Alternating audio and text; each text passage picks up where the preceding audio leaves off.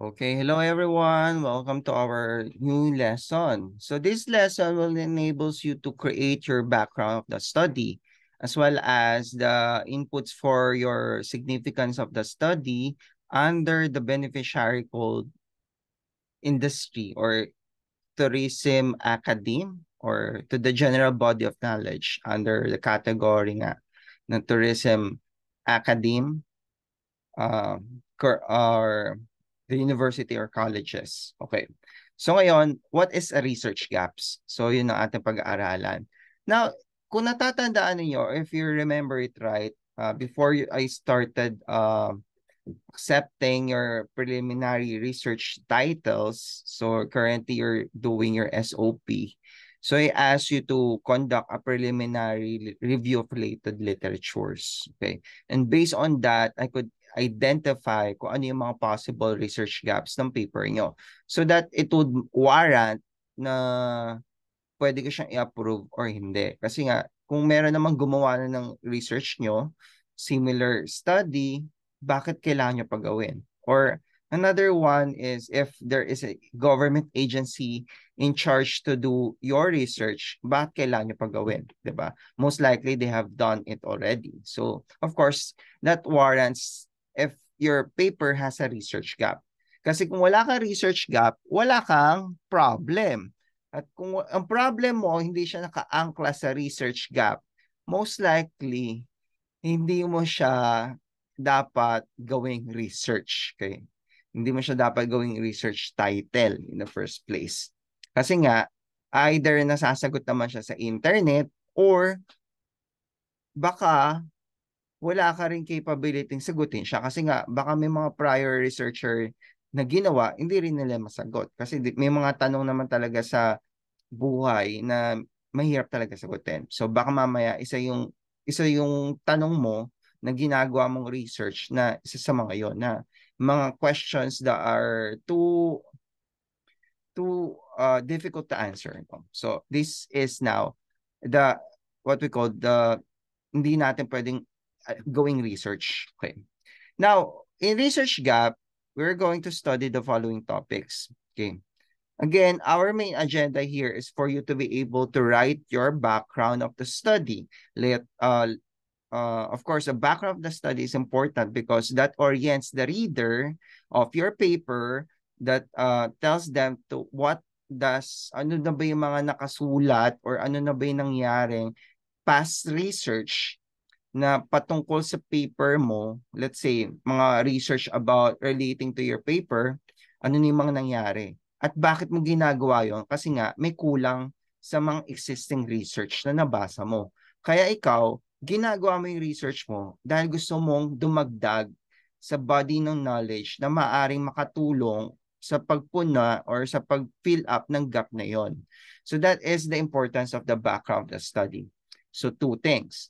Most likely, you have to illustrate yung anong particular research gap ang pinupunan ng paper mo. At ano yung mga na-research na prior to your research na kinokonduct mo. Okay? That's your background, the study. Kasi for example, what is the background of the study? Siyempre, kailangan i-orient mo muna yung let's say, 'di ba, nag-introduce ka ng sarili mo sa isang tao. So, syempre, you have to give your background. For example, ano na ba nagawa mo? Ano na ba yung accomplish mo? Saan ka ba nagtatrabaho? Ano yung maitutulong mo, 'di ba? So, syempre, sinasabi mo, ito po yung maitutulong ko sa inyo, pero without them knowing your personal history, your personal qualification, ano yung degree na natapos mo sa nagtrabaho, at ano ginagawa mo. Parang ganun yun eh. Hindi mo sinasabi yun, pero sinasabi mo lang, kaya kong gawin yan. So, syempre, hindi maniniwala yung mga kausap mo. Baka hindi ka tanggapin sa work eh, because you have no prior experience. So, kumbaga, wala ka pang kredibilidad. So, kailangan mo muna establish kung ano muna yung nangyari sa'yo before ka mag-propose or before ka mag-apply at maipakita mo sana na karapat-dapat ka maging matanggap sa work. So, kailangan patunayan mo muna may competency ka or possible na may competency ka. Okay, ganun po yung background of the study. So, sa background of the study, again, two things. Number one, ano yung nangyari na sa study mo or bakit mo siya ginagawa? Anong meron? Ano yung dapat pang gawin? So that's the second thing. That's the research gap. And of course, these are the number 3, your research local. So bakit doon sa lugar na yung pinili mo? So you have to also explain bakit doon. Let's say, pinili mo sa Intramuros, 'di ba? You have to write also bakit sa Intramuros, 'di ba? Let's say Santa Ana, ba't Santa Ana? So you have to specify a valid and logical reason. Hindi porket, taga Intramuros ako taga Santa Ana ako. Remember, your research paper does not, I mean, it is academic paper. So dapat reasonable. Hindi naman porket taga doon ka, dapat yun na gawin mo. Diba? So maaring merong mga justification sa research local. Bakit doon mo ginawa? Maaring, nga, research gap. There's no lacking of research conducted in Santa Ana. Unlike Intramuros, marami ng research na nagawa. Pero sa Santa Ana, wala pa. That is why you're conducting this research to Santa Ana instead of other places. Kasi may research gap, diba? Okay. And last but not the least, of course, hindi pala. Why is research gap is important and how to spot one? So, para makagawa kayo ng background of the study. Okay? So, before, paalala ko rin pala, ang technical kasi ganito. Normally, if you're writing your paper, karamihan ng practice is gawa ka muna ng chapter 1, chapter 2, chapter 3, and then survey. So, tama naman yun. Wala naman akong against. So, kaso lang, syempre ako kasi, I realize na pag ginawa mo yon sa chapter 2, hindi mo na nababalikan yung chapter 1. So, hindi mo siya na-update. Kasi nga, everything will be based on chapter 2. Kasi nga, doon ka magbe-base na ipapattern may methodology mo, ano ilalagay mo sa background, di ba? Ano gagawin mo sa theoretical framework. So, dapat medyo pulido na yung chapter 2 mo bago mo balikan yung chapter 1 at bago mo gawin yung chapter 3. Okay, ganun siya. Kasi nga, doon ka nga naka-angkla. So ngayon, eto, bago nyo gawin yung background nyo at balikan yung SOP at yung theoretical framework nyo, hanapin nyo muna yung research gap nyo. Kasi importante siya. Especially when you're doing the background of the study. Okay. Kasama rin po dyan yung yung significance of the study natin kasi may lalagay kang portion doon to the academe or tourism academe, diba? So ito yung gap, doon mo ilalagay yung gap doon. Okay? So again, let's proceed. Ano ba yung gap na pinagsasabi ni sir? Okay. The gap that I'm referring here is the absence or lacking of knowledge that will enable the industry to practice more efficient. Here's the research. Kaso lang kulang. Kulang. Bakit? Wala nag-conduct ng research For example, dark tourism. Sa dark tourism, marami ng research naman din ginawa. Kaso lang, hindi pa siya sufficient. For example, what motivates a dark tourist? Diba? May dark tourist ba talaga? Diba? These are concept. Kasi ano yung dark tourism? Yes. There is a concept about that. It is a purposely visiting a certain dark or tragic place of a tourist for certain travel motivation or certain interest, diba? That's dark tourism. Now, may dark tourist ba? Hindi natin alam. So, there is no sufficient body of evidence that points to the existing of a theoretical measurement or theoretical construct called dark tourist. Kasi, pag sinabi mo dark tourist, ano siya? Talagang hindi siya temporary. Kumbaga sa yun talagang pakay niya. Example, pag sinabi natin, 'di ba, silver tourist sa silver tourism, 'di ba? Silver tourism age 'yon. Pag sinabing silver tourist, these are elderly tourists. Hindi siya nagpapalit, stable 'yon. Or it means to say, it's a real thing, it's a construct that could be measured. Sa dark tourism, parang wala naman yata, 'di ba? Parang may turista ba talagang hinahanap talaga nila pagpunta sa dark tourism sites? 'Di ba? So, wala tayong construct doon. So, now, there is a gap. So, tignan natin kung possible siya o hindi. So, I don't know how would you do that, pero magkakaroon kayo idea if you read the literature. And if kaya nyo, syempre, it's a measurement So, medyo challenging yon. Okay? Another thing is, of course, do we have a tourist satisfaction for dark tourism sites? Tourist satisfaction for dark tourism site. Is that appropriate to measure? Okay. Anyway, di ba ethics din eh. You have to consider, ikaw ba nagpunta ka sa isang tourist sites, like for example, Boracay, Palawan, or let's say, Puerto Princesa or 100 Island. Siyempre, madali naman i-measure yung tourist satisfaction based on a certain matrix. Let's say, it's a island destination or beach destination. So, beach tourism. So, hanap ka ng instrument na pwedeng mag-measure noon or any prior research that do that. However, for dark tourism sites, may tourist satisfaction ba? Parang ganito kasing logic niya eh. Are you visiting a funeral or a the cemetery or yun nga, mausoleum ng isang kakilala mo or kilalang tao or common friend mo for you to derive satisfaction? Di ba parang medyo may morbidity? Saka parang di yata practical yun. Hindi man ako nagpunta sa lamay para masatisfy, di ba? Parang ganun eh, di ba? So this is a possible research gap, di ba?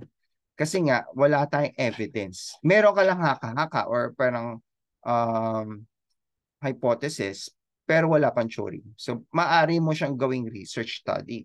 However, syempre, hindi ko naman sinasuggest gawin niyo siya kasi nga, you have your own topic already by this time. Okay?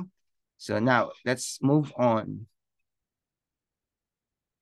So, these are the different research gaps that we're going to look at. No? So, basically, you need to have a comprehensive literature review. And by the way, when say literature review, it also connotes studies. Okay? Kasi ang practice abroad, pag sinabing literature review, it means to say both studies or academic paper or research works and non-research work. For example, government statistics, government report, government data, government strategic plan, policies, and memoranda, including legislations and laws.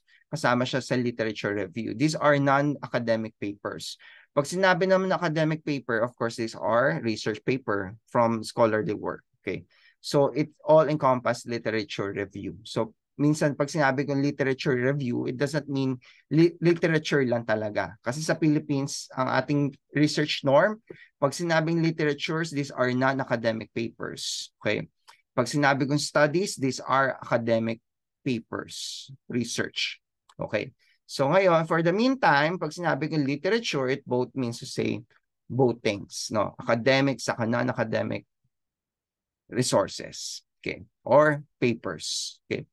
So you have to do a literature review for you to be able to know what is now the current knowledge. Kasi nga, hindi nyo ma-identify yung research gap ninyo kung wala kayong current knowledge. Kasi paano malalaman na wala kung hindi mo alam ang meron, di ba? Dapat gawin mo muna, alamin mo muna kung ano meron para malaman mo walang tubig, okay? So for example, sa baso, okay? Hindi mo malalaman na walang tubig ang baso kung hindi alam, kung wala kang baso, okay? Or kung hindi mo alam na nilalagyan pala ng tubig yung baso. So ganun lang muna kasimple example ko ha. So ganun po. So before you be able to identify the gap, you have to make sure that you have at least survey literature para malaman mo kung ano yung kulang, di ba? Hindi mo malalaman yung kulang kung hindi ka nag-survey or hindi ka nagbasa or hindi ka nag-inventory ng literature, di ba? Hindi mo malalaman yung missing kasi nga wala ka namang ginawang effort para mag-identify kung ano meron, di ba? Next. Kung meron naman kayo nakita, feeling nyo naman parang okay naman, tignan mo, ano ba yung weakness? Let's say, kasi maaring meron na talaga. Let's say, yung baso ba puno ng tubig? Or kalahati lang? Or 1/4 lang? O baka hindi pa nasasayad yon. Meron naman pong tubig pero hindi naman pupuno. So maaring you have to look for also for the weakness of their findings. Okay. Hindi mo porket meron ng research na gumawa nun, sapat na yon. So maari kasing pwede pa tayo magkaroon ng research gap doon kasi medyo may kakulangan pa. Okay. And of course, this presents your opportunity as a researcher na pwede kayong gumawa ng research gap. So basically, a research gap is mahati natin sa number 1, yung wala, unknown. Known if there is a prior research, kaso lang medyo hindi siya kompleto. For example, sample size niya maliit lang. Mas gusto natin i-test siya sa mas malaki, or the research was conducted abroad, wala sa Philippines. So maaari natin siyang i-adapt dito. Kasi nga, iba naman yung culture dynamics natin sa Philippines compared with abroad. Or, let's say, sa Philippines in-adapt siya, kaso lang wala po sa Manila or wala po sa site nyo, sa lokal nyo, pwede pa rin yun.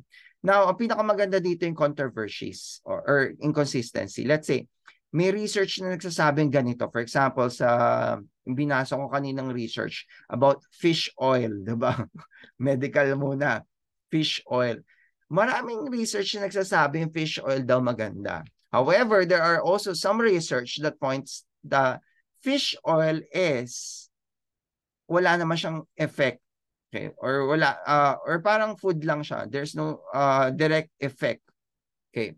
May mga research na nagsasabi, marami po yun, na meron daw effect, kaso lang hindi nila ma-attribute specifically sa fish oil. Kasi nga, these are fish oil that are concerning mega dose.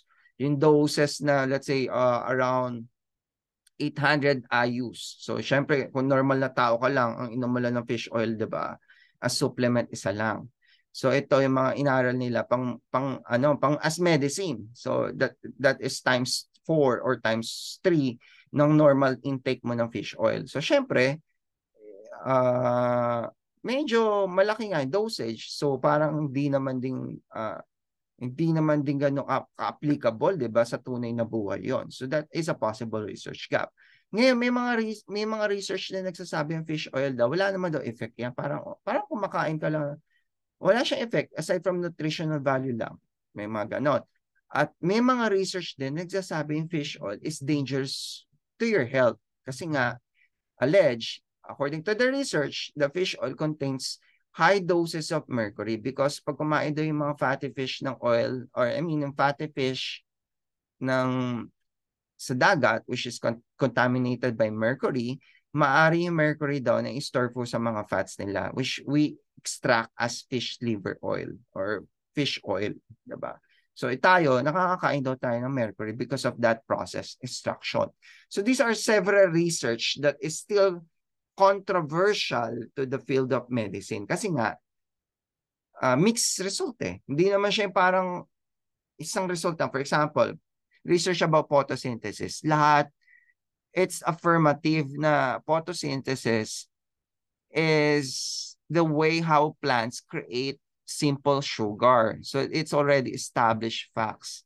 So hindi mo na siya kailangang i-argue pa. Wala nang unknown doon.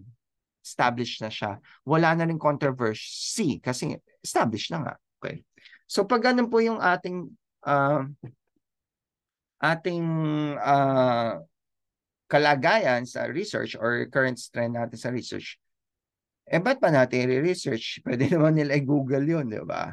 So yung ating ginagawa ngayon is hindi mo siya basta-basta mag-google. Kahit i-google mo siya, walang diretsong sagot. Okay. Kaya tayo gumagawa ng research. Okay.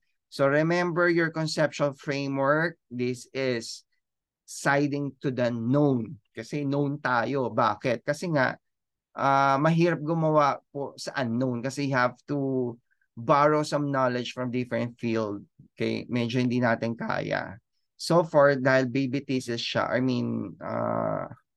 undergrad thesis, dun lang tayo sa known knowledge. Okay? So pwede kayo maghalo ng controversy or conflicts if you want. Pero wag na po tayo masyadon sa unknown. Okay? Hindi natin kaya yan as of now. Okay? So now, ano yung mga normal research gap for the conceptual framework? Number 1, gap in population. Puro babae yung pinasagutan. Ito na mapantayin natin lalaki at babae. Gap or may kulang pa sa analysis. Medyo kulang sa practice or medyo gusto natin puro nabasa natin puro quanti, walang quali, or nabasa natin puro quali, walang quanti. So maaari tayong pumasok doon.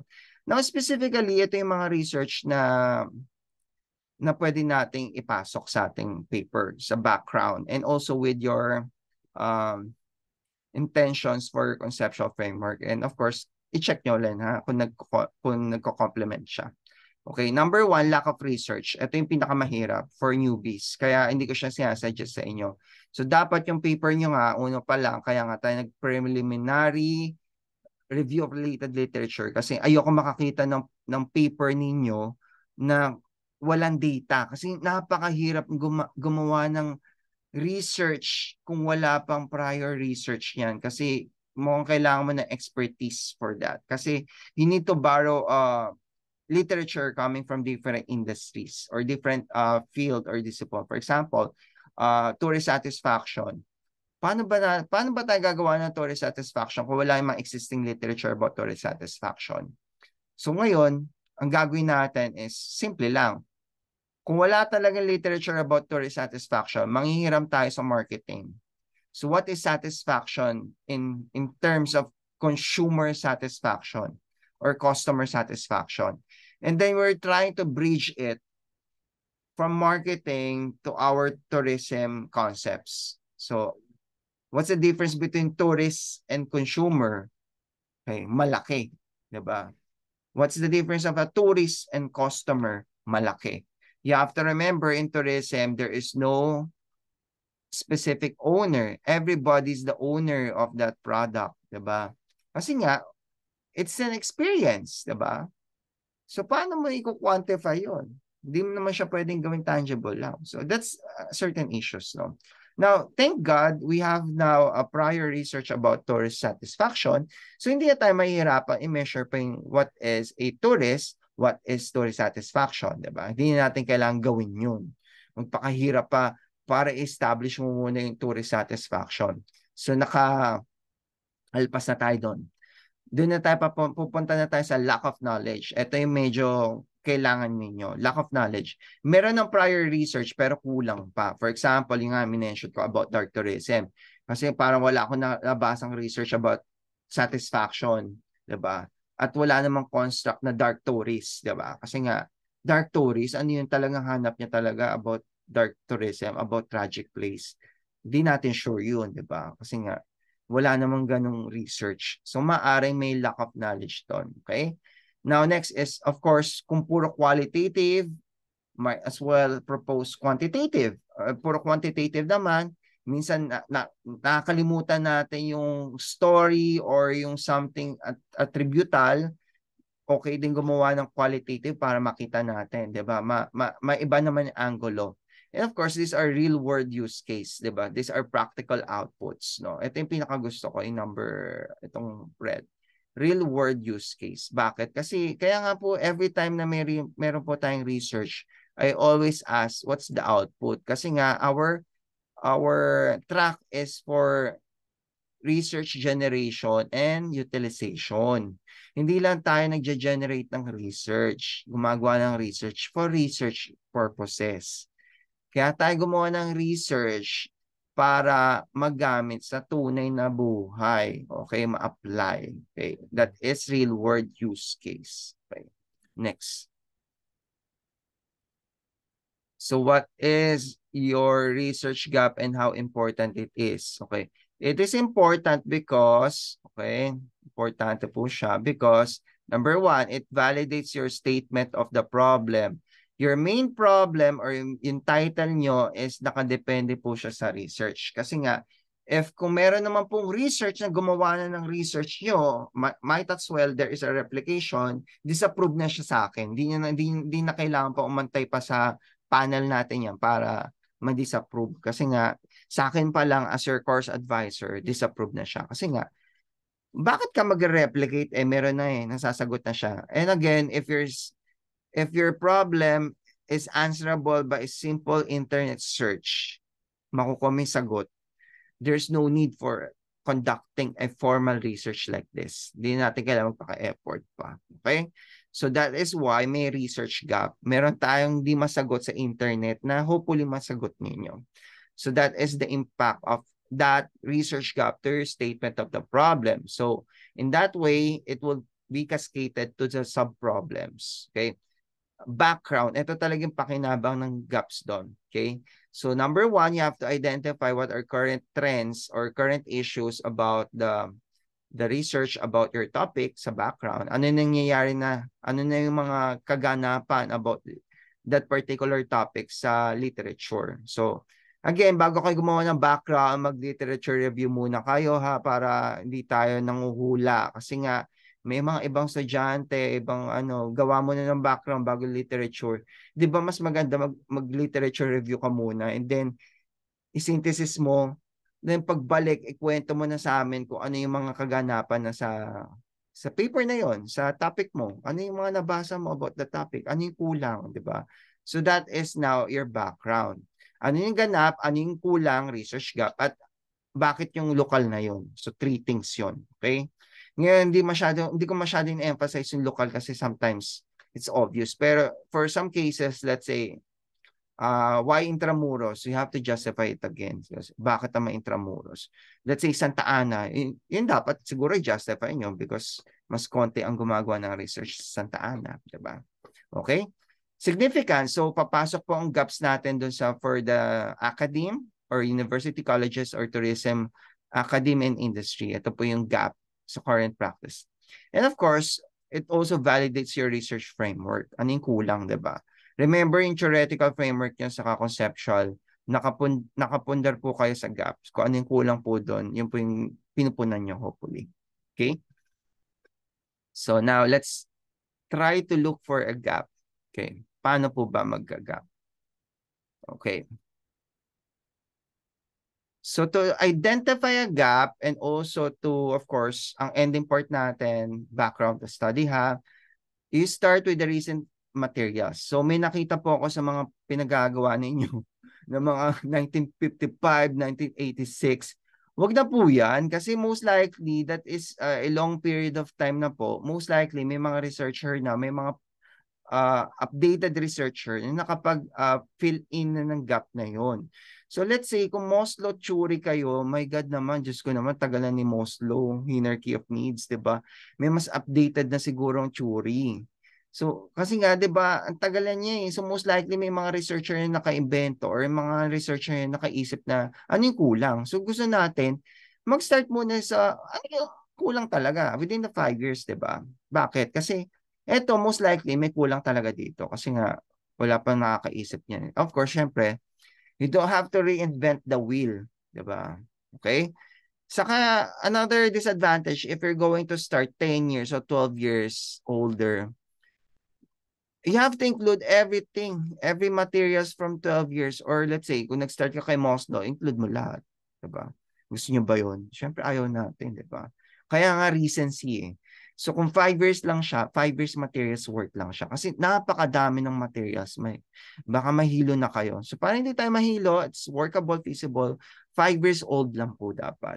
Okay? Next, step 2. We have to categorize the reading materials. For example, hindi nyo kailangan basahin po yung ating research or literatures. No? For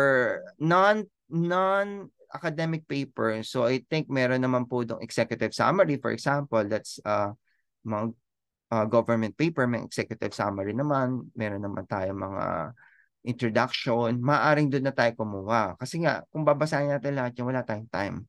For laws, meron naman po yung shortcut, yung parang pinaka-summaries niya, Gs, na available. Now, if we're going to identify the gap, pinaka-tingin ko, if you're going to consult research paper or academic paper, pinaka-tingin ko pumunta na kayo sa limitation sa recommendation part. Kasi di ba mga paper natin, naka-IMRAD, Introduction Methodology, Results and Discussion. So sa discussions, meron siyang recommendation part. Dito, sinasabi na mismo ng prior researcher or ng previous researcher kung anong kulang sa research niya. Ano sa tingin niya pwedeng ikaganda pa. So, binibigyan na kayo ng clue niya about research gap. Ano yung pwede mong gawin, di ba? As a future researcher. Naka-address sa yun eh. So, yun ang gawin mo. Kasi nga, nire-recommend siya na gawin mo. So, dapat yun ang ginawa mo, di ba? Or, pwede mo balikan yung kanyang limitation. Kasi, di ba, you have to remember, meron tayong scope and delimitation and limitation. Okay. So later, explain ko what's the difference of that limitation, delimitation, scope. Okay. For limitation kasi, along the way, they have realized na may mga materiality issues. No? So maaaring siguro mas may budget ka, mas may time ka. So maaaring mas mapulnan mo yung limitations ng current existing paper nila. Okay? Maaaring doon ka pumasok. Pero most likely dahil undergrad kayo, so most likely doon tayo sa recommendation. Okay? Next. Organizing the reading materials in Google Spreadsheet. Ako ideally, gumagawa ako ng Excel spreadsheet kasi nga, kung susulat lang ako sa notebook, mawawala yan. Saka syempre, you're working as a team, di ba? As a team. So para hindi scattered yung data ninyo at of course, everyone could participate, I suggest you can have a simple Google spreadsheet, okay, like this one. Identify them. Isang sample ko. Wala ba akong sample? May sample ako. Dun sa literature. Okay. Sa literature may sample tayo. Okay. So from the Google spreadsheet, you can include, okay, sample lang you can include the research author, the year, 'di ba? Para hindi alam natin kung valid o hindi. Tapos ano yung research title, okay? Ano yung research variable if you want, okay? Yung kanyang tungkol saan yung paper, abstract, 'di ba? Tapos ano yung result ng paper, lagay niyo diyan. Ano yung methodology ginamit sa paper, lagay niyo diyan kasi baka mamaya may instrument pala doon or survey or questionnaire na maaari yung i-replicate or i-pattern, 'di ba? And then last but not least, ano yung remarks mo. Kasi syempre para sa mo gagamitin yung papel na yun, di ba? Dapat may sense naman. Para saan yung paper na yun, di ba? Yun siya. Okay?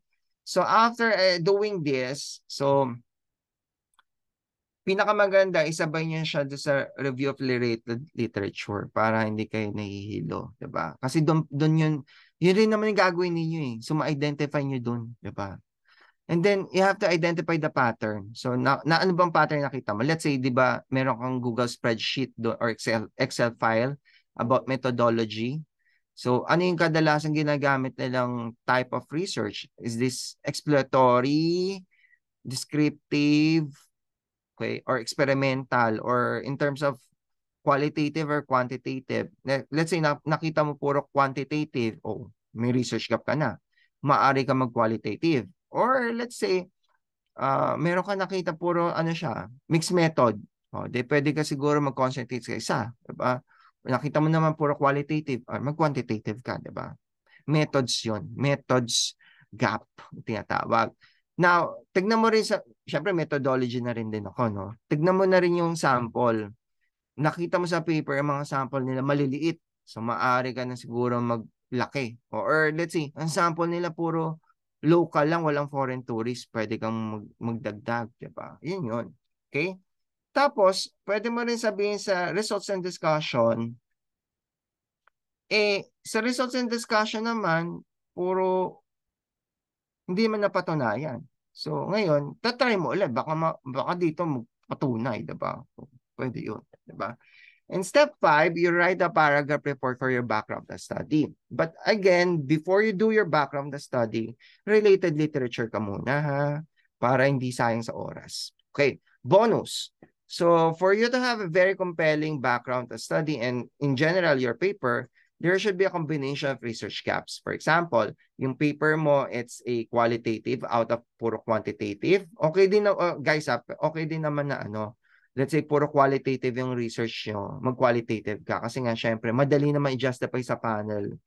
Ma'am, during our review of literature, we find out na puro yung mga research namin na pinusot is qualitative. So that's why we're also going to that direction for purposes of practicality. Kasi syempre, baka hindi yung question nyo, hindi naman talaga masasagot siya ng quantitative. Or maganda rin na maging research gap yun. So you can take it in both ways, no? Okay. Now, let's say napili mo magko-quantitative ka na. Tapos nakita mo sa population masyado siyang puro male dominated. So sa'yo naman alamin mo yung difference ng male and female. So gusto mo pantay. Okay, pwede 'yon. Population gap 'yon. Next, another research, ma'am, meron po siyang question na hindi nasagot eh. Merong question pa rin. Kung may dark tourist ba? O pwede, research gap yon, knowledge gap, di ba? Next, parang yung lokal niya, puro mga private property or private resort. Sa akin kaya, try kayo Manila Bay. Di ba? O, public. So, pwede yon. Location or research local gap. Kasi nga, iba yung dynamics ng private sa public. Kasi public, alam nyo na, di ba? Libre. Okay? So, yun lang po. So, this is what we call research gap. This is the foundation for your background of the study. At the end of this video, you should be able to come up with your background of the study, and you should be able to identify the research gap in your literature. So, panoorin mo ng video bago kayo gumawa ng background of the study para hindi pa ulit-ulit. Okay? So, thank you. Have a nice day and good luck. Good luck, good luck.